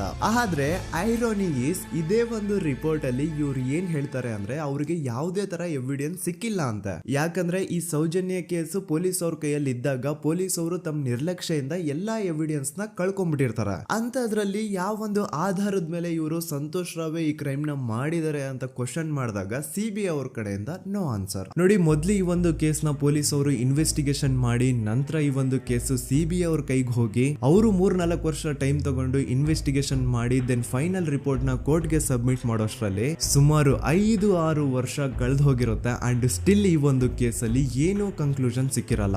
ಎವ್ರಿ ಇಯರ್ ಸೌಜನ್ಯನ ಬರ್ತ್ಡೇ ಇದ್ದಾಗ ಅಥವಾ ತಿಥಿ ಇದ್ದಾಗ ಅವಳನ್ನ ನೆನೆಸ್ಕೊಂಡು ಅವಳ ಹೆಸರಲ್ಲಿ public protest and student protest ನಡೀತಾನೆ ಇರ್ತವೆ. ಸೊ ಒಂದು ದಿನ ಈ ಒಂದು ಪ್ರೊಟೆಸ್ಟ್ ಗಳ ನ್ಯೂಸ್ ಗಿರೀಶ್ ಮುಟ್ಟಣ್ಣನವರ ಗಮನಕ್ಕೆ ಬರುತ್ತೆ. ಯಾರು ಈ ಗಿರೀಶ್ ಮುಟ್ಟಣ್ಣನವರ ಅಂದ್ರೆ ಇವರು very honest X police man. ನೀವು ನಂಬಲ್ಲ, ಇವ್ರು ಪೊಲೀಸ್ ಆಫೀಸರ್ ಇದ್ದಾಗ ಪಬ್ಲಿಕ್ ಅಲ್ಲಿ ಒಬ್ಬ MLA ಹೊಡೆದಿರ್ತಾರ. ಅಷ್ಟೇ ಅಲ್ಲ, ಪೊಲೀಸ್ ಡಿಪಾರ್ಟ್ಮೆಂಟ್ ಅಲ್ಲಿ ಕರಪ್ಷನ್ ಇದೆ, ಕರಪ್ಷನ್ ಇದ್ದಿದ್ ಕಡೆ ನಾನ್ ಇರಲ್ಲ ಅಂತ ಹೇಳ್ಬಿಟ್ಟು ತಮ್ಮ ಪೊಲೀಸ್ ಡ್ಯೂಟಿನ ಬಿಟ್ಬಿಟ್ಟು ಈಗ ಸಮಾಜದಲ್ಲಿ ಏನೇ ಅನ್ಯಾಯ ಆಗಿದ್ರು ಅದ್ರ ಅಗೇನ್ಸ್ಟ್ ವಾಯ್ಸ್ ರೈಸ್ ಮಾಡ್ತಿದಾರ. ಸೊ ಈ ಗಿರೀಶ್ ಮುಟ್ಟಣ್ಣನವರಿಗೆ ಸೌಜನ್ಯ ಕೇಸ್ ಬಗ್ಗೆ ಗೊತ್ತಾದಾಗ ಅವ್ರಿಗೆ ಈ ಕೇಸು ತುಂಬಾನೇ ಕಾಡುತ್ತೆ. ಅಲ್ಲ, ಇಷ್ಟೊಂದು ವರ್ಷಗಳಾಗೋಯ್ತು ಆ ಹುಡುಗಿ ಜೊತೆ ಅನ್ಯಾಯ ಆಗಿ, ಸ್ಟಿಲ್ ಈ ಒಂದು ಕೇಸ್ ನ ಕನ್ಕ್ಲೂಷನ್ ಸಿಕ್ತಿಲ್ವಲ್ಲ, ಏನ್ ನಡೀತಿದೆ ಧರ್ಮಸ್ಥಳದಲ್ಲಿ ಅರ್ಥ ಆಗ್ತಿಲ್ವಲ್ಲ ಅಂತ ಈ ಗಿರೀಶ್ ಅವರು ತಮ್ಮ ಹಳೆ ಪೊಲೀಸ್ ಕಾಂಟ್ಯಾಕ್ಟ್ಸ್ ನ ಯೂಸ್ ಮಾಡ್ಕೊಂಡು ಆ ಸೌಜನ್ಯ ಕೇಸ್ ಫೈಲ್ ನ ಒಂದು ಕಾಪಿನ ತಮ್ಮ ಹತ್ರ ತರಿಸ್ಕೋತಾರ. ಆ ಒಂದು ಕೇಸ್ ಫೈಲ್ ಅಲ್ಲಿ ಸೌಜನ್ಯ ಬಗ್ಗೆ ಅಷ್ಟೇ ಅಲ್ಲದೆ ಸಂತೋಷ್ ರಾವ್ ಬಗ್ಗೆನೂ ಇನ್ಫಾರ್ಮೇಶನ್ ಇರುತ್ತೆ. ಅಂಡ್ ಗಿರೀಶ್ ಅವರು ಸಂತೋಷ್ ಬಗ್ಗೆ ಇರುವಂತಹ ಇನ್ಫಾರ್ಮೇಶನ್ ನೋಡ್ತಾ ಇರ್ಬೇಕಾದ್ರೆ ಅವರು ಒಂದು ವಿಷಯನ ನೋಟಿಸ್ ಮಾಡ್ತಾರ. ಅದೇನಂತಂದ್ರೆ ಪೊಲೀಸ್ ಅವರು ಸಂತೋಷ್ ರಾವ್ನ ಬರೀ ಸೌಜನ್ಯ ಕೇಸಲ್ಲಿ ಒಂದೇ ಫಿಟ್ ಮಾಡಿರಲ್ಲ, ಸೌಜನ್ಯ ಸಾಯೋಕ್ಕಿಂತ 20 ದಿನ ಹಿಂದೆ ಧರ್ಮಸ್ಥಳದಲ್ಲೇ ನಡೆದಿರುವಂತಹ ಒಂದು ಕ್ರೈಮ್ ಅಲ್ಲಿನೂ ಸಹ ಸಂತೋಷ್ ರಾವ್ ಆರೋಪಿ ಅಂತ ಮೆನ್ಷನ್ ಮಾಡಿರ್ತಾರ. ಸೊ ಸೌಜನ್ಯ ಕೇಸ್ ಬಿಟ್ಟು ಆ ಇನ್ನೊಂದು ಕೇಸ್ ಯಾವುದು, ಅದಕ್ಕೂ ಸಂತೋಷ್ಗೂ ಏನ್ ಸಂಬಂಧ, ಅದ್ರಲ್ಲಿ ಯಾಕೆ ಸಂತೋಷ್ನ ಪೊಲೀಸ್ ಅವರು ಫಿಟ್ ಮಾಡಿದ್ರು ಅಂತ ಪ್ರತಿಯೊಂದು ಹೇಳ್ತೀನಿ. ಆದ್ರೆ ನಾನಿಲ್ಲಿ ಯಾರ್ದು ರಿಯಲ್ ನೇಮ್ಸ್ ನ ಬಳಸಲ್ಲ. ಯಾಕಂದ್ರೆ ಮುಂದೆ ಕೇಸಲ್ಲಿ ತುಂಬಾ ದೊಡ್ಡ ಪವರ್ಫುಲ್ ವ್ಯಕ್ತಿಗಳ ಹೆಸರುಗಳು ಬರ್ತವೆ. ಅಂಡ್ ನನ್ ವಿಡಿಯೋ ಯೂಟ್ಯೂಬ್ ಇಂದ ಡಿಲೀಟ್ ಆಗೋದು ನನ್ಗೆ ಇಷ್ಟ ಇಲ್ಲ. ಹಾಗಾಗಿ ನಾನಿಲ್ಲಿ ಯಾರ್ದು ರಿಯಲ್ ನೇಮ್ಸ್ ನ ಬಳಸ್ತಿಲ್ಲ. ಬಟ್ ಯಾರ ಬಗ್ಗೆ ಹೇಳ್ತಿದ್ದೀನಿ ಅಂತ ಒಂದ್ ಸ್ವಲ್ಪ ನೀವೇ ಅರ್ಥ ಮಾಡ್ಕೊಳ್ಳಿ. ನೋಡಿ, ಧರ್ಮಸ್ಥಳದಲ್ಲಿ ಮಾಫಿಯಾ ಕೈಂಡ್ ಆಫ್ ನಡೆಸ್ತಿರುವಂತಹ ಒಂದು ವೆರಿ ಪವರ್ಫುಲ್ ಗೌಡ್ರು ಕುಟುಂಬ ಇದೆ. ಇವ್ರ ಹತ್ರ ಬೇಜನ್ ಆಸ್ತಿ, ಬೇಜನ್ ದುಡ್ಡು, ಬೇಜನ್ ಪವರ್, ಬೇಜನ್ ಇನ್ಫ್ಲೂಯೆನ್ಸ್ ಎಲ್ಲಾನು ಇದೆ. ಆ ಊರಲ್ಲಿ ಈ ಗೌಡ್ರು ಕುಟುಂಬದ್ದು ಎಷ್ಟೊಂದು ಕಂಟ್ರೋಲ್ ಇದೆ ಅಂತಂದ್ರೆ ಅವ್ರನ್ನ ಎದುರು ಹಾಕೊಳ್ಳೋರೆ ಯಾರು ಇಲ್ಲ. ಅಂಡ್ ಈ ಒಂದು ಗೌಡ್ರು ಕುಟುಂಬ ಒಂದು ಪ್ರೈವೇಟ್ ಟ್ರಸ್ಟ್ ಹೆಸರಲ್ಲಿ ಒಂದು ವೆರಿ ಪಾಪ್ಯುಲರ್ ದೇವಸ್ಥಾನನ ಸುಮಾರು ವರ್ಷಗಳಿಂದ ತಲೆ ಮಾರುಗಳಿಂದನೂ ನಡ್ಸ್ಕೊಂಡ್ ಬಂದಿರ್ತಾರ. ಅದೇ ಒಂದು ದೇವಸ್ಥಾನದಲ್ಲಿ 60 ವರ್ಷ ವಯಸ್ಸಾಗಿರುವಂತಹ ನಾರಾಯಣ ಅನ್ನೋ ಒಬ್ಬ ವ್ಯಕ್ತಿ ಮಾವುತನಾಗಿ ಕೆಲಸ ಮಾಡ್ತಿರ್ತಾನೆ. ನಾರಾಯಣ ಅವ್ರ ತಂದೆನೂ ಅದೇ ದೇವಸ್ಥಾನದಲ್ಲಿ ಮಾವುತಾಗಿ ಕೆಲಸ ಮಾಡ್ತಾ ಇದ್ರು, ಅವ್ರ ತಂದೆನೂ ಅದೇ ದೇವಸ್ಥಾನದಲ್ಲಿ ಮಾವುತಾಗಿ ಕೆಲಸ ಮಾಡ್ತಾ ಇದ್ರು. ಸೊ ಹೀಗೆ ತಲೆ ಮಾರುಗಳಿಂದ ಮಾವುತಾಗಿನೇ ನಾರಾಯಣನ ಕುಟುಂಬ ಆ ಒಂದು ದೇವಸ್ಥಾನದಲ್ಲಿ ಕೆಲಸ ಮಾಡ್ತಾ ಇರುತ್ತೆ. ಸೊ ಒಮ್ಮೆ ತುಂಬಾ ವರ್ಷಗಳ ಹಿಂದೆ ನಾರಾಯಣ ಅವ್ರ ತಂದೆ ಆ ದೇವಸ್ಥಾನದಲ್ಲಿ ಮಾವುತಾಗಿ ಕೆಲಸ ಮಾಡ್ತಾ ಇರ್ಬೇಕಾದ್ರೆ ಆಗಿನ ದೇವಸ್ಥಾನದ ಧರ್ಮಾಧಿಕಾರಿ ಆ ಮಾವುತನ ಕೆಲ್ಸದ ಮೇಲೆ ಇರುವಂತಹ ನಿಷ್ಠೆ, ಅವನ ನಿಯತ್ತು ಅಂಡ್ ತಲೆಮಾರುಗಳಿಂದ ಅವರು ದೇವಸ್ಥಾನಕ್ಕೆ ಸಲ್ಲಿಸ್ತಿರುವಂತಹ ಸೇವೆನ ಮೆಚ್ಚಿ ಆ ಧರ್ಮಾಧಿಕಾರಿ ಆ ನಾರಾಯಣ ಅವ್ರ ತಂದೆ ಆ ಮಾವುತನಿಗೆ ಒಂದು ಜಮೀನ್ ಕೊಡ್ತಾರೆ ಆಸ್ ಎ ಗಿಫ್ಟ್ ಆಗಿ. ಸೊ ಈಗ ಫ್ಲಾಶ್ ಬ್ಯಾಕ್ ಇಂದ ಒಂದ್ ಸ್ವಲ್ಪ ಮುಂದೆ ಬರುವ 2010-11ರಲ್ಲಿ ಯಾವೊಂದು ಜಮೀನ ಆಗಿನ ಧರ್ಮಾಧಿಕಾರಿ ನಾರಾಯಣ ಅವ್ರ ತಂದೆಗೆ ಆಸ್ ಎ ಗಿಫ್ಟ್ ಆಗಿ ಕೊಟ್ಟಿದ್ರು, ಈಗ ನಾರಾಯಣ ಅವ್ರ ತಂದೆ ಸತ್ ಹೋಗಿ ಆ ಒಂದು ಜಮೀನು ನಾರಾಯಣ ಹೆಸರಿಗೆ ಆಗಿರುತ್ತೆ. ಅಂಡ್ ಆಗಷ್ಟೇ ಗೊತ್ತಾಗುತ್ತೆ ಆ ಜಮೀನ ವೆರಿ ಆಪೋಸಿಟ್ ಒಂದು ದೊಡ್ಡ ಹೈವೇ ಬರ್ತಿದೆ ಅಂಡ್ ಅದರಿಂದ ಜಮೀನ ರೇಟು 10 ಪಟ್ಟು ಜಾಸ್ತಿ ಆಗುತ್ತೆ ಅಂತ. ಸೊ ಈ ವಿಷಯ ಗೊತ್ತಾಗಿ ನೋಡಿ ದಾನ ಮಾಡದಂತಹ ಧರ್ಮಾಧಿಕಾರಿ ಅಂತೂ ಸತ್ ಹೋದ್ರು, ಆದ್ರೆ ಅವ್ರ ಮುಂದಿನ ಪೀಳಿಗೆ ಅವ್ರಿಗೆ ಈ ಜಮೀನ್ ಮೇಲೆ ಕಣ್ಬಿದ್ದು ನಾರಾಯಣ ಅವ್ರ ಹತ್ರ ಆ ಜಾಗನ ವಾಪಸ್ ಕೇಳ್ತಾರ. ಆದ್ರೆ ನಾರಾಯಣ ಕೊಡಲ್ಲ. ಇಲ್ಲ ನಾನ್ ಯಾಕೆ ಕೊಡ್ಲಿ, ನಮ್ ತಂದೆಯಿಂದ ಸಿಕ್ಕಿರುವಂತಹ ಜಮೀನ್ ಇದು, ನಮ್ ತಂದೆಯ ಕೊನೆ ಗುರುತು ಇದು ನನ್ನ ಹತ್ರ ಇರೋದು, ಸೊ ಇದನ್ನ ನಾನು ಯಾವುದೇ ಕಾರಣಕ್ಕೂ ಬಿಟ್ಕೊಡಲ್ಲ ಅಂತ ಆ ಗೌಡ್ರು ಕುಟುಂಬನ ನಾರಾಯಣ ಎದುರು ಹಾಕೋತಾರ. ಆಗ ಗೌಡ್ರು ಕುಟುಂಬದವ್ರಿಗೆ ಕೋಪ ಬಂದು ಅವ್ರೇನ್ ಮಾಡ್ತಾರೆ ಅಂದ್ರೆ ನಾರಾಯಣ ಮನೆಗೆ ನೀರಿನ ಸಪ್ಲೈ ಇರುತ್ತಲ್ವಾ ಅದನ್ನ ಬಂದ್ ಮಾಡ್ತಾರ, ಎಲೆಕ್ಟ್ರಿಸಿಟಿ ಸಪ್ಲೈನು ಕಟ್ ಆಫ್ ಮಾಡ್ತಾರ, ಊರಲ್ಲಿರುವಂತಹ ಎಲ್ಲಾ ಚರಂಡಿಗಳನ್ನ ಕ್ಲೀನ್ ಮಾಡಿ ಆ ಕಸ ಏನಿರುತ್ತೋ ಅದನ್ನ ತಂದು ನಾರಾಯಣ ಮನೆ ಮುಂದೆ ಹಾಕ್ತಾರ. ಇಷ್ಟೇ ಅಲ್ಲ, ನಾರಾಯಣ ಅವ್ರ ಹೆಂಡತಿ ಮಕ್ಕಳು ಎಲ್ಲಾದ್ರೂ ಆಚೆ ಹೋಗ್ತಾ ಬರ್ತಾ ಇದ್ರೆ ಅವ್ರನ್ನ ಕೆಟ್ಟದಾಗ ಬೈಯೋದು, ಹೊಡ್ಕೊಳ್ಳೋದು, ಬಡ್ಕೊಳ್ಳೋದೆಲ್ಲ ಮಾಡ್ತಿರ್ತಾರ. ಇಷ್ಟೆಲ್ಲ ಆಗ್ತಾ ಇದ್ರು ಸ್ಟಿಲ್ ನಾರಾಯಣ ಮಾತ್ರ ಆ ಜಾಗನ ಬಿಟ್ಕೊಡಲ್ಲ. ಆ ಜಾಗದಗೋಸ್ಕರ ನೀನ್ ಬೇಕಿದ್ರೆ ಇದನ್ನೆಲ್ಲ ಸಹಿಸ್ಕೊಂಡಿರಪ್ಪ, ನಮ್ ಕೈಲಂತೂ ಆಗಲ್ಲ ಅಂತ ನಾರಾಯಣನ ಹೆಂಡತಿ ಮಕ್ಕಳು ಅವನ್ನ ಬಿಟ್ಟು ಬೇರೆ ಊರಿಗೆ ಹೋಗ್ಬಿಡ್ತಾರ. ಈಗ ಮನೆಯಲ್ಲಿ ನಾರಾಯಣ ಅಂಡ್ 45 ವರ್ಷ ವಯಸ್ಸಿರುವಂತಹ ನಾರಾಯಣ ಅವ್ರ ತಂಗಿ ಯಮುನಾ ಅವ್ರು ಮಾತ್ರ ಇಬ್ರೇ ಇರ್ತಾ ಇದ್ರು. ಸೊ ಒಂದೊಳ್ಳೆ ಅವಕಾಶ ನೋಡ್ಕೊಂಡು 21 ಸೆಪ್ಟೆಂಬರ್ 2012 ಮನೆಯಲ್ಲಿ ನಾರಾಯಣ ಹಾಗೂ ಯಮುನಾ ಇರ್ಬೇಕಾದ್ರೆ ಯಾರೋ ಮನೆ ಒಳಗಡೆ ನುಗ್ಗಿ ನಾರಾಯಣನ್ಗೆ ಹೊಡೆದು ಯಮುನಾಗೂ ಸಹ ಹೊಡೆದು ನಂತರ ಅವಳು ಮಾಡಿ ದೆನ್ ನಾರಾಯಣ ಹಾಗೂ ಯಮುನನ ತಲೆನ ಒಂದು ರುಬ್ಬೋ ಗುಂಡಿಂದ ಚಚ್ಚಿ ಸಾಯಿಸ್ಬಿಡ್ತಾರ. ಈ ಕೊಲೆ ಆಗಿದ್ದು ಕಳ್ಳತನಗೋಸ್ಕರ ಅಂತ ಪೊಲೀಸ್ ಅವರು ತಮ್ಮ ರಿಪೋರ್ಟ್ ಅಲ್ಲಿ ಬರೀತಾರ. ಆದ್ರೆ ಪಾಯಿಂಟ್ ಏನ್ ಗೊತ್ತಾ, ಆ ಮನೇಲಿ ಒಂದ್ ಸ್ವಲ್ಪನೂ ಹಣ ಆಗ್ಲಿ ಅಥವಾ ಬಂಗಾರ ಆಗ್ಲಿ ಕಳ್ಳತನ ಆಗಿರಲ್ಲ. ಕಳ್ಳತನ ಆಗಿರೋದು ಕೇವಲ ಆ ಮೇನ್ ರೋಡ್ ಅಲ್ಲಿ ಇದ್ದಂತಹ ಪ್ರಾಪರ್ಟಿ ಪೇಪರ್ಸ್. ಎಂತ ಕೋಇನ್ಸಿಡೆನ್ಸ್ ನೋಡಿ, ಯಾವ ಒಂದು ಜಮೀನಿನ ಪತ್ರ ನಾರಾಯಣ ಮನೆಯಿಂದ ಕಳ್ಳತನ ಆಗಿದ್ವೋ ಅದೇ ಒಂದು ಜಮೀನಲ್ಲಿ 10 ವರ್ಷ ಆದ ನಂತರ ಒಂದು ದೊಡ್ಡ ಹೋಟೆಲ್ ಸ್ಥಾಪನೆ ಆಗುತ್ತೆ ಅಂಡ್ ಆ ಹೋಟೆಲ್ ನ ಇನಾಗ್ರೇಷನ್ ಗೆ ಚಿಕ್ಕ ಗೌಡ್ರು ಬರ್ತಾರ. ಸೊ ಈಗೇನು ನಾರಾಯಣ ಹಾಗೂ ಯಮುನನ ಕೊಲೆ ಆಗಿದ್ಯೋ ಇದಾಗಿದ್ದು 20 ದಿನ ಆದ್ಮೇಲೆ ಸೌಜನ್ಯ ಜೊತೆ ಅಂತ ನಿರ್ದಯ ಘಟನೆ ಆಗಿದ್ದು. ಸೊ ಪೊಲೀಸ್ ಅವರು ಸೌಜನ್ಯ ಕೇಸಲ್ಲಿ ಸಂತೋಷ್ ರಾವ್ನ ಫಿಟ್ ಮಾಡೋದಲ್ದೆ ಈ ಒಂದು ನಾರಾಯಣ ಹಾಗೂ ಯಮುನಾ ಕೇಸಲ್ಲೂ ಸಹ ಸಂತೋಷ್ ರಾವ್ನೆ ಫಿಟ್ ಮಾಡಿರ್ತಾರ. ಇಲ್ಲಿ ಡೇಟ್ಸ್ ನ ಸ್ವಲ್ಪ ನೆನ್ಪಿಟ್ಕೊಳ್ಳಿ. ನಾರಾಯಣ ಹಾಗೂ ಯಮುನನ ಕೊಲೆ ಆಗಿದ್ದು 21 ಸೆಪ್ಟೆಂಬರ್ 2012 ಅಂಡ್ ಸಂತೋಷ್ ರಾವ್ ಧರ್ಮಸ್ಥಳ ಬಂದಿದ್ದು 9 ಅಕ್ಟೋಬರ್ 2012, 20 ದಿನ ಆದ್ಮೇಲೆ. ಸೊ ನಾರಾಯಣ ಹಾಗೂ ಯಮುನನ ಕೊಲೆ ಆದಾಗ ಊರಲ್ಲೇ ಇಲ್ದೆ ಎಲ್ಲೋ ಶೃಂಗೇರಿಯಲ್ಲಿ ಯಾವುದೋ ಒಂದು ಹೋಟೆಲ್ ಅಲ್ಲಿ ಕೆಲಸ ಮಾಡ್ತಿದ್ದಂತಹ ಸಂತೋಷ್ ರಾವ್ ಹೇಗೆ ಈ ಒಂದು ಕೇಸಲ್ಲಿ ಆರೋಪಿ ಆಗ್ತಾನೆ? ಸೊ ಇದೇ ಒಂದು ಪಾಯಿಂಟ್ ನ ನೋಟಿಸ್ ಮಾಡಿ ಗಿರೀಶ್ ಮುಟ್ಟಣ್ಣನವರು ಧರ್ಮಸ್ಥಳಕ್ಕೆ ಬಂದು ಸಂತೋಷ್ ನ ಲಾಯರ್ ಜೊತೆ ಡಿಸ್ಕಸ್ ಮಾಡ್ತಾರ. ದೆನ್ ಫೈನಲಿ ಏನೂ ತಪ್ಪು ಮಾಡದೆ ಸುಳ್ಳು ಆರೋಪಗಳಿಂದ ಕರಪ್ಟ್ ಪೊಲೀಸ್ ಆಫೀಸರ್ಸ್ ನ ಮಿಸ್ಲೀಡಿಂಗ್ ಇನ್ವೆಸ್ಟಿಗೇಷನ್ ಇಂದ ಸಂತೋಷ್ ರಾವ್ ತನ್ನ ಜೀವನದ 8-10 ವರ್ಷನ ಜೈಲಲ್ಲಿ ಕಳೆದು ಫೈನಲಿ ರಿಲೀಸ್ ಆಗ್ತಾನೆ. ಒಂಥರ ಈ ಕೇಸಿಂದ ಸಂತೋಷ್ ರಾವ್ನ ಇಡೀ ಲೈಫ್ ಸ್ಪಾಯ್ಲ್ ಆಗೋಯ್ತು. ಈಗ ಸಂತೋಷ್ ರಾವ್ ರಿಯಲ್ ಆರೋಪಿ ಅಲ್ಲ ಅಂತ ಕೋರ್ಟ್ ಅಲ್ಲಿ ಪ್ರೂವ್ ಆಯ್ತು. ಹಾಗಿದ್ರೆ ರಿಯಲ್ ಆರೋಪಿ ಯಾರು? ಪೊಲೀಸ್ ಅವರು ಯಾಕೆ ಕೇಸಲ್ಲಿ ಇಷ್ಟೊಂದು ಅನ್ಫೇರ್ ಇನ್ವೆಸ್ಟಿಗೇಷನ್ ಮಾಡಿದ್ರು?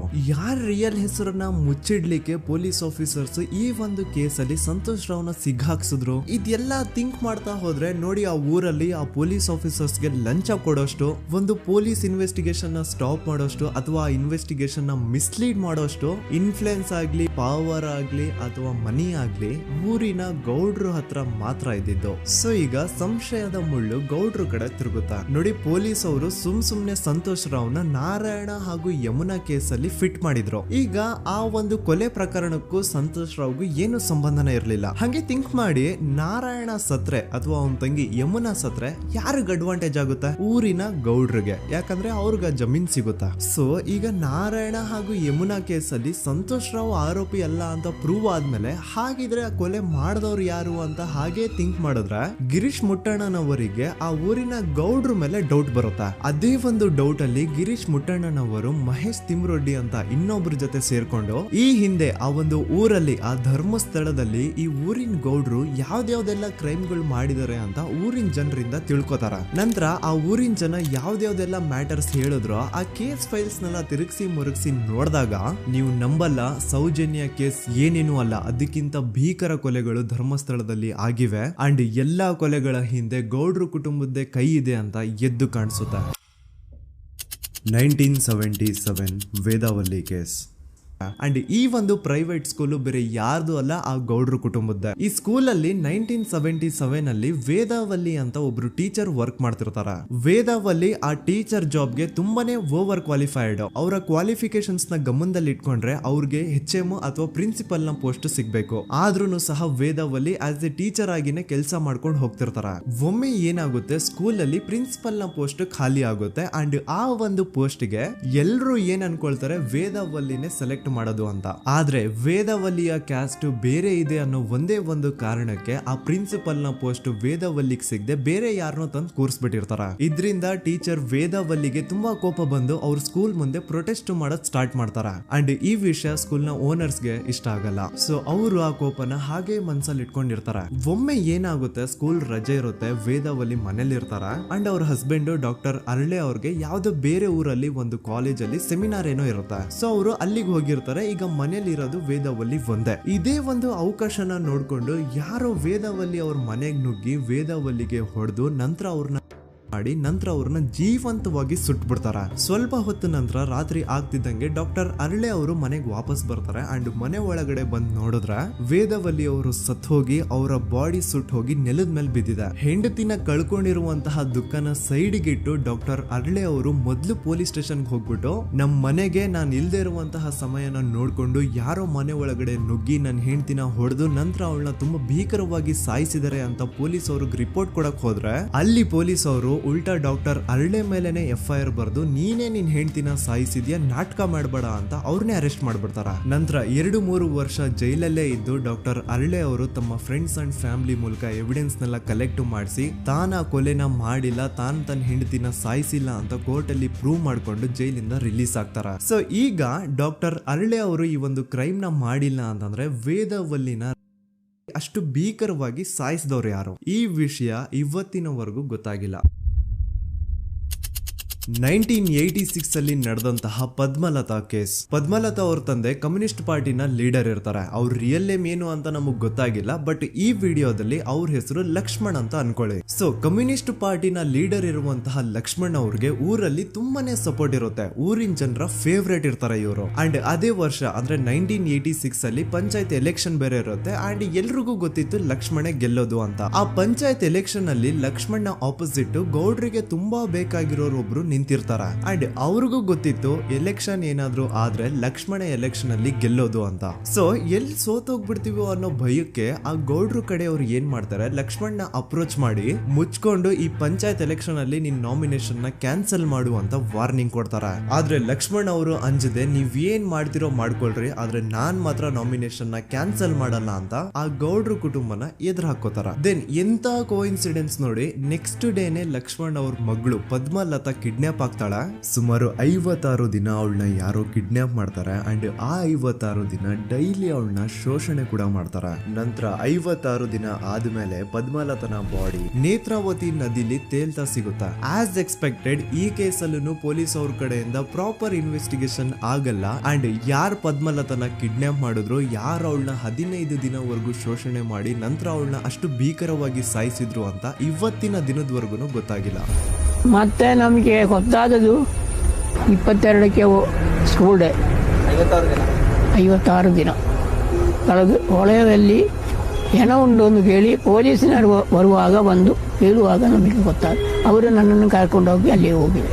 ಇನ್ನೊಂದು ಲಾಸ್ಟ್ ಕೇಸ್ ಇದೆ, ಇದು ಅರ್ಲಿ 2000 ಅಲ್ಲಿ ನಡೆದಿರೋದು. ಇವ್ರದ್ದು ಅಷ್ಟಾಗಿ ಡೀಟೇಲ್ಸ್ ನಾನು ಹೇಳಲ್ಲ, ಜಸ್ಟ್ ಮೇಲ್ ಹೇಳ್ತೀನಿ. 2000 ಇಸ್ವಿಯಲ್ಲಿ ಧರ್ಮಸ್ಥಳದಲ್ಲಿ 2 ಫಿನಾನ್ಸ್ ಬ್ಯಾಂಕ್ ಇರ್ತಾವೆ. ಒಂದು ಅಗೇನ್ ರಿಯಲ್ ನೇಮ್ ತಗೊಳ್ಳೋದು ಬೇಡ, ಲೈಕ್ ಜಸ್ಟ್ ಸಹಕಾರ ಗ್ರಾಮೀಣ ಬ್ಯಾಂಕ್ ಅನ್ಕೊಳ್ಳಿ. ಅಂಡ್ ಇನ್ನೊಂದು ಬಂದ್ಬಿಟ್ಟು ಫೈನಾನ್ಸ್ ಪ್ರೈವೇಟ್ ಲಿಮಿಟೆಡ್ ಬಂದು ಗೌಡ್ರು ಕುಟುಂಬ ಅವ್ರಿಗೆ ಸೇರಿದ್ದು. ಆ ಕಡೆ ಇವ್ರ ಆಪೋಸಿಟ್ ಏನದು ಗ್ರಾಮೀಣ ಬ್ಯಾಂಕ್ ಇತ್ತು, ಅದರಲ್ಲಿ ಒಬ್ಬ ಮ್ಯಾನೇಜರು ಬಡವ್ರಿಗೆ ಸಹಾಯ ಆಗ್ಲಿ ರೈತರಿಗೆ ಸಹಾಯ ಆಗ್ಲಿ ಅಂತ ತುಂಬಾ ಕಡಿಮೆ ಬಡ್ಡಿಗೆ ಲೋನ್ ಕೊಡ್ತಿರ್ತಾನೆ. ಇದರಿಂದಾಗಿ ಧರ್ಮಸ್ಥಳದಲ್ಲಿ ಆಲ್ಮೋಸ್ಟ್ ಎಲ್ಲಾ ಕಸ್ಟಮರ್ಸ್ ಆ ಗ್ರಾಮೀಣ ಬ್ಯಾಂಕ್ ಕಡೆಗೆ ಹೋಗ್ತಿರ್ತಾರೆ, ಪ್ರೈವೇಟ್ ಲಿಮಿಟೆಡ್ ಕಡೆಗೆ ಯಾರು ಬರ್ತಿರಲ್ಲ. ಇದರಿಂದ ಗೌಡ್ರಿಗೆ ಲಾಸ್ ಆಗ್ತಿರುತ್ತ. ಸೊ ಅವ್ರೇನ್ ಮಾಡ್ತಾರೆ, ಆ ಗ್ರಾಮೀಣ ಬ್ಯಾಂಕ್ ನ ಮ್ಯಾನೇಜರ್ ಏನಿದ್ನೋ ಅವನ್ಗೆ ಒಂದು ಸ್ವೀಟ್ ವಾರ್ನಿಂಗ್ ಕೊಡ್ತಾರ. ಮುಚ್ಕೊಂಡು ಇನ್ಮೇಲೆಯಿಂದ ನಿನ್ ಲೋನ್ಸ್ ಕೊಡೋದನ್ನ ನಿಲ್ಸ್ಬಿಡು, ಇನ್ ಕೇಸ್ ಲೋನ್ ಕೊಟ್ರು ನಾವ್ ಯಾವ ಇಂಟ್ರೆಸ್ಟ್ ರೇಟ್ ಗೆ ಲೋನ್ ನ ಕೊಡ್ತಾ ಇದೀವೋ ಅದೇ ರೇಟ್ ಗೆ ನೀನು ಕೊಡುವ ಅಂತ ಫೋರ್ಸ್ ಮಾಡ್ತಾರ. ಆದ್ರೆ ಆ ಗ್ರಾಮೀಣ ಬ್ಯಾಂಕ್ ನ ಮ್ಯಾನೇಜರ್ ಇದ್ಯಾವುದನ್ನು ಕಿವಿಗೆ ಹಾಕೊಳ್ಳಾರ್ದೆ ಅವನ್ ಕೆಲಸ ಅವ್ನ್ ಮಾಡ್ಕೊಂಡು ಹೋಗ್ತಾನ. ದೆನ್ ಸಡನ್ಲಿ ಒಂದು ದಿನ ಬ್ಯಾಂಕ್ ಮ್ಯಾನೇಜರ್ ನ ಹೆಂಡತಿನ ಮನೆ ಒಳಗಡೆನೆ ನುಗ್ಗಿ ಯಾರು ಮಾಡಿ ತುಂಬಾ ಭೀಕರವಾಗಿ ಸಾಯಿಸ್ಬಿಡ್ತಾರ. ಇದ್ರ ರಿಗಾರ್ಡಿಂಗ್ ಆ ಬ್ಯಾಂಕ್ ಮ್ಯಾನೇಜರ್ ಪೊಲೀಸ್ ಸ್ಟೇಷನ್ ಅಲ್ಲಿ ಕಂಪ್ಲೇಂಟ್ ಕೊಡಕ್ ಹೋದ್ರೆ ಪೊಲೀಸ್ ಅವರು ಉಲ್ಟಾ ಆ ಬ್ಯಾಂಕ್ ಮ್ಯಾನೇಜರ್ ಹೆಸರಲ್ಲೇ FIR ಬರ್ದು ನೀನೇ ನಿನ್ ಹೆಂಡತಿನ ಸಾಯಿಸಿದ್ಯಾ ಅಂತ ಅವನ್ನೇ ಅರೆಸ್ಟ್ ಮಾಡ್ಬಿಡ್ತಾರ. ನಂತರ 1-2-3 ವರ್ಷ ಆ ಬ್ಯಾಂಕ್ ಮ್ಯಾನೇಜರ್ ಜೈಲಲ್ಲಿ ಇರ್ತಾನೆ. ಅದಾದ್ಮೇಲೆ ಅವನ ಕ್ರೈಮ್ ನ ಮಾಡಿಲ್ಲ ಅಂತ ಕೋರ್ಟ್ ಅಲ್ಲಿ ಪ್ರೂವ್ ಆಗುತ್ತೆ. ಆದ್ರೆ ರಿಯಲ್ ಕ್ರೈಮ್ ಮಾಡಿದವರು ಯಾರು ಅಂತ still it's A question mark. And ಇನ್ನೊಂದು ನಾರಾಯಣ ಅಂಡ್ ಯಮುನಾ ಕೇಸ್ ಬಗ್ಗೆ ಅಂತೂ ನಾನು ಆಗ್ಲೇ ನಿಮ್ಗೆ ಎಕ್ಸ್ಪ್ಲೇನ್ ಮಾಡಿದೆ. ಸೊ ಎಂತಹ ಕೋ ಇನ್ಸಿಡೆಂಟ್ಸ್ ಗಳು ನೋಡಿ, ಯಾರೆಲ್ಲ ಆ ಧರ್ಮಸ್ಥಳದಲ್ಲಿ ಗೌಡ್ರು ಕುಟುಂಬನ ಎದುರಾಕೊಂಡಿದಾರೋ ಅವ್ರ ಜೀವನದಲ್ಲಿ ಏನೋ ಒಂದು ತುಂಬಾ ದೊಡ್ಡ ದುರಂತ ನಡೆದು ಹೋಗುತ್ತಾ. ಅಂಡ್ ಸರ್ಪ್ರೈಸಿಂಗ್ಲಿ ಅವ್ರ ಕೇಸಲ್ಲಿ ಪೊಲೀಸ್ ಅವ್ರ ಕಡೆಯಿಂದ ಪ್ರಾಪರ್ ಇನ್ವೆಸ್ಟಿಗೇಷನ್ ಆಗಲ್ಲ. ಅಂಡ್ ಯಾರ ಕ್ರೈಮ್ ನ ಮಾಡಿದ್ರು ಅಂತ ಯಾವತ್ತೂ ಹೊರಗ್ ಬರೋದೇ ಇಲ್ಲ. ಸೊ ಈ ಗೌಡ್ರು ಕುಟುಂಬದವರು ಧರ್ಮಸ್ಥಳದಲ್ಲಿ ಬೇಜನ್ ಕರ್ಮಕಾಂಡಗಳನ್ನ ಮಾಡಿದ್ದಾರೆ. ಅಂಡ್ ಅವ್ರ ಪವರ್ ಅಂಡ್ ಅವ್ರಿಗಿರುವಂತಹ ಇನ್ಫ್ಲೂಯೆನ್ಸ್ ಇಂದ ಆ ಎಲ್ಲಾ ಕೇಸ್ ನ ಮುಚ್ಚಾಕಿದ್ದಾರೆ ಅಂತ ಮಹೇಶ್ ಹಾಗೂ ಗಿರೀಶ್ ಮುಟ್ಟಣ್ಣನವರ ಹೇಳಿಕೆ ಆಗಿದೆ. ಸೊ ಗೌಡ್ರು ಫ್ಯಾಮಿಲಿನ ಟ್ರ್ಯಾಕ್ ರೆಕಾರ್ಡ್ ನೋಡಿದ್ರೆ ಧರ್ಮಸ್ಥಳದಲ್ಲಿ ಒಂದು ಹುಡುಗಿನ ರೇಪ್ ಅಂಡ್ ಮರ್ಡರ್ ಮಾಡಿ ದೆನ್ ಪೊಲೀಸ್ ಅವ್ರಿಗೆ ಲಂಚ ಕೊಟ್ಟು ಇನ್ವೆಸ್ಟಿಗೇಷನ್ ನ ಮಿಸ್ಲೀಡ್ ಮಾಡೋಷ್ಟು ಪವರ್ ಇನ್ಫ್ಲೂಯೆನ್ಸ್ ಈ ಗೌಡ್ರು ಕುಟುಂಬಕ್ಕೆ ಮಾತ್ರ ಇರೋದು. ಈಗ ಸಂತೋಷ್ ರಾವ್ ಅಂತೂ ಸೌಜನ್ಯ ಕೇಸಲ್ಲಿ ಆರೋಪಿ ಅಲ್ಲ ಅಂತ ಪ್ರೂವ್ ಆಯ್ತು. ಹಾಗಿದ್ರೆ ರಿಯಲ್ ಆರೋಪಿ ಯಾರು? ನೆನಪು ಮಾಡ್ಕೊಳ್ಳಿ, 11 ಅಕ್ಟೋಬರ್ 2012 ಸಂಜೆ 5 ಗಂಟೆ ಹಾಗೆ ಬಾಹುಬಲಿ ಬೆಟ್ಟದಲ್ಲಿ ಸಂತೋಷ್ ರಾವ್ ತನ್ನ ಪಾಡಿಗೆ ತಾನು ಸೀನರೀಸ್ ನ ಎಂಜಾಯ್ ಮಾಡ್ಕೊಂಡು ಸುಮ್ನೆ ಕೂತಿರ್ಬೇಕಾದ್ರೆ ಅವನ ಹತ್ರ 5 ಜನ ಕಿಡಿಗೇಡಿಗಳು ಬಂದು ಜಗಳ ತೆಗಿತಾರ. ಆ 5 ಜನ ಕಿಡಿಗೇಡಿಗಳು ಯಾರು ಅಂತ ನಾನು ಇಲ್ಲಿವರೆಗೂ ನಿಮ್ಗೆ ಹೇಳಿಲ್ಲ. ಸೊ ಅವರು ಬೇರೆ ಯಾರು ಅಲ್ಲ, ಚಿಕ್ಕ ಗೌಡ್ರು ಮಗ ನಿಶಾಂತ್ ಜೈನ್ ನ ವೆರಿ ಕ್ಲೋಸ್ ಫ್ರೆಂಡ್ಸ್. ಅವ್ರು ದಣಿ ಮಾಡಿರುವಂತಹ ಕ್ರೈಮ್ ಅಲ್ಲಿ ಬೇರೆ ಯಾರನ್ನಾದ್ರೂ ಸಿಗಿಸ್ಬೇಕಲ್ಲ ಅಂತ ಇವ್ರು ಬಕ್ರ ಹುಡುಕ್ತಾ ಇರ್ಬೇಕಾದ್ರೆ ಆಗ ಇವ್ರಿಗೆ ಸಿಗೋದೆ ಸಂತೋಷ್ ರಾವ್. ಅಗೇನ್ ಇನ್ನೊಂದು ಎಂತ ಕೋಇನ್ಸಿಡೆನ್ಸ್ ನೋಡಿ, ಸಂತೋಷ್ ರಾವ್ ಸೌಜನ್ಯ ಕೇಸಲ್ಲಿ ಅರೆಸ್ಟ್ ಆದ ನಂತರ ಚಿಕ್ಕ ಗೌಡ್ರು ಮಗ ನಿಶಾಂತ್ ಜೈನ್ ದೇಶನೇ ಬಿಟ್ಟು ಹೋಗ್ಬಿಡ್ತಾನ. ಈ ಕೇಸಲ್ಲಿ ಚಿಕ್ಕ ಗೌಡ್ರು ಮಗ ಇನ್ವಾಲ್ವ್ಮೆಂಟ್ ಇದೆ ಅಂತ ಯಾರಿಗೂ ಡೌಟೇ ಬರ್ತಾ ಇರ್ಲಿಲ್ಲ. ಡೌಟ್ ಯಾವಾಗ ಬಂತು ಅಂದ್ರೆ ಆ 5 ಜನ ಕಿಡಿಗೇಡಿಗಳು ಯಾರು ಸಂತೋಷ್ನ ಈ ಒಂದು ಕೇಸಲ್ಲಿ ಸಿಗಾಕ್ಸಿದ್ರು ಆ 5 ಜನರಲ್ಲಿ ಒಬ್ಬ ರವಿ ಪೂಜಾರಿ ಅಂತಾನು ಇರ್ತಾನೆ. ಅವನ್ಗೆ ತಾನು ತಪ್ಪು ಮಾಡಿದೀನಿ ಅಂತ ಗಿಲ್ಟ್ ಕಾಡುತ್ತೋ ಅಥವಾ ಬೇರೆ ಏನೋ ಗೊತ್ತಿಲ್ಲ, ಆದ್ರೆ ಅವನೇ ಸ್ವತಃ ಪೊಲೀಸ್ ಅವ್ರ ಹತ್ರ ಹೋಗ್ಬಿಟ್ಟು ಸೌಜನ್ಯ ಕೇಸಲ್ಲಿ ನಿಜವಾದ ಆರೋಪಿ ಸಂತೋಷ್ ಅಲ್ಲ ಕಂಡ್ರು, ಅವನ್ನ ಸುಮ್ನೆ ಸಿಗಾಕ್ಸಿರೋದಷ್ಟೇ, ನಿಜವಾದ ಆರೋಪಿಗಳು ಚಿಕ್ಕ ಗೌಡ್ರು ಮಗ ನಿಶಾಂತ್ ಜೈನ್ ಅಂಡ್ ಅವನ್ ಫ್ರೆಂಡ್ಸ್ ಸೂರಜ್, ಕಿರಣ್ ಅಂಡ್ ಕಣ್ಮಣಿ ಅಂತ. ಈ ಎಲ್ಲಾ ವಿಷಯನ ರವಿ ಪೂಜಾರಿ ಪೊಲೀಸ್ ಅವ್ರಿಗೆ ತಿಳಿಸ್ತಾನೆ. ಅಗೇನ್ ಎಂತ ಒಂದು ಕೋಇನ್ಸಿಡೆನ್ಸ್ ನೋಡಿ, ಈ ವಿಷಯಗಳನ್ನ ಊರಿನ ಜನರು ಮುಂದೆ ಹೇಳಿದಂತಹ ರವಿ ಪೂಜಾರಿ ಆಕಸ್ಮಿಕವಾಗಿ ಸತ್ತು ಹೋಗ್ಬಿಡ್ತಾನೆ. ಇವನು ಹೇಳಿದ್ದು ನಿಜ ಅಂತ ಜನರಿಗೆ ಯಾವಾಗ ಕನ್ಫರ್ಮ್ ಆಗುತ್ತೆ ಅಂದ್ರೆ ಸೌಜನ್ಯಗೆ ತುಂಬಾ ಹತ್ರವಾದವ್ರು ಒಬ್ರು ಯಶೋಧ ಅನ್ನೋರು ಕೋರ್ಟ್ ಅಲ್ಲಿ ಬಂದ್ಬಿಟ್ಟು ಸೌಜನ್ಯ ಕೊಲೆ ಆಗಿದ್ದ ದಿನ ಆ ಒಂದು ಸ್ಪಾಟ್ ಅಲ್ಲಿ ನಾನು ಈ 3 ಜನರನ್ನ ನೋಡಿದ್ದೆ ಅಂತ ಸಾಕ್ಷಿ ಹೇಳ್ತಾರೆ. ಈಗ ಎಲ್ಲಾ ಡಾಟ್ಸ್ ನ ಕನೆಕ್ಟ್ ಮಾಡ್ತಾ ಹೋದ್ರೆ ಸೌಜನ್ಯ ಕೇಸ್ ಒಂದೇ ಅಲ್ಲ, ನಾರಾಯಣ ಹಾಗೂ ಯಮುನಾ ಕೇಸಲ್ಲೂ, ವೇದವಲ್ಲಿ ಕೇಸಲ್ಲೂ, ಆ ಬ್ಯಾಂಕ್ ಮ್ಯಾನೇಜರ್ ನ ಕೇಸಲ್ಲೂ ಹಾಗೂ ಪದ್ಮಲತಾ ಕೇಸಲ್ಲೂ ಸೀದಾ ಡೈರೆಕ್ಟ್ ಡೌಟ್ ಬರೋದೆ ಊರಿನ ಗೌಡ್ರ ಮೇಲೆ. I really want to appreciate Kudla rampage YouTube channel, third I YouTube channel, Girish ಮುಟ್ಟಣ್ಣನವರು ಸರ್ ಹಾಗೂ ಮಹೇಶ್ ಅವರು ಅಂಡ್ ಆಲ್ ಅದರ್ಸ್. ಇವರ ಕಾನ್ಸ್ಟೆಂಟ್ ಎಫರ್ಟ್ಸ್ ಇಂದಾನೆ ಸತ್ಯ ಏನಂತ 1 by 1 ಹೊರಗೆ ಬರ್ತಿದೆ and they are trying their level best to catch real criminals. At present Soujanya case ಬಗ್ಗೆ ಅಪ್ಡೇಟ್ ಏನು ಅಂತಂದ್ರೆ ಹೈಕೋರ್ಟ್ ವರೆಗೂ ಈ ಒಂದು ಕೇಸ್ ಹೋಗಿದೆ ಅಂಡ್ ಈ ಕೇಸಲ್ಲಿ ಈಗ ಇನ್ನೊಮ್ಮೆ ಮತ್ತೆ ಫ್ರೆಶ್ ಆಗಿ ರೀಇನ್ವೆಸ್ಟಿಗೇಷನ್ ಸ್ಟಾರ್ಟ್ ಆಗಬೇಕು ಅಂತ ಹೋರಾಟ ನಡೀತಿದೆ. ಸೊ ದೂತ ಪ್ರಜೆಗಳೇ, ಇದಾಗಿತ್ತು ಸೌಜನ್ಯ ಕೇಸ್ ಬಗ್ಗೆ ನಮ್ಮ ಒಂದು ಡೀಟೇಲ್ಡ್ ವಿಡಿಯೋ. ಈ ವಿಡಿಯೋದಲ್ಲಿ ನನ್ನಿಂದ ಎಲ್ಲಾದ್ರೂ ಏನಾದ್ರೂ ಚಿಕ್ಕ ಪುಟ್ಟ ಇನ್ಫಾರ್ಮೇಶನ್ ಮಿಸ್ ಆಗಿದ್ರೆ ಅಥವಾ ಮಿಸ್ಟೇಕ್ ಆಗಿದ್ರೆ ಅದನ್ನ ದಯವಿಟ್ಟು ಕಮೆಂಟ್ ಸೆಕ್ಷನ್ ಅಲ್ಲಿ ಹೈಲೈಟ್ ಮಾಡಿ. ಈ ವಿಡಿಯೋ ಯಾವಾಗ ಯೂಟ್ಯೂಬ್ ಇಂದ ಡಿಲೀಟ್ ಆಗುತ್ತೋ ನನ್ಗಂತೂ ಗೊತ್ತಿಲ್ಲ. ಸೊ ಪ್ಲೀಸ್ ಆದಷ್ಟು ಬೇಗ ಇದನ್ನ ಎಲ್ಲಾ ಕಡೆ ಶೇರ್ ಮಾಡಿ. ಓಕೆ ಪ್ರಜೆಗಳೇ, ಇವತ್ತಿಗಿಷ್ಟು ಸಾಕು ಅನ್ಕೊಳ್ತೀನಿ. ನಾನು ನಿಮ್ಮ ದೂತ ಸಮೀರ್ MD. ಮತ್ತೆ ಸಿಗ್ತೀನಿ ನೆಕ್ಸ್ಟ್ ವಿಡಿಯೋದಲ್ಲಿ.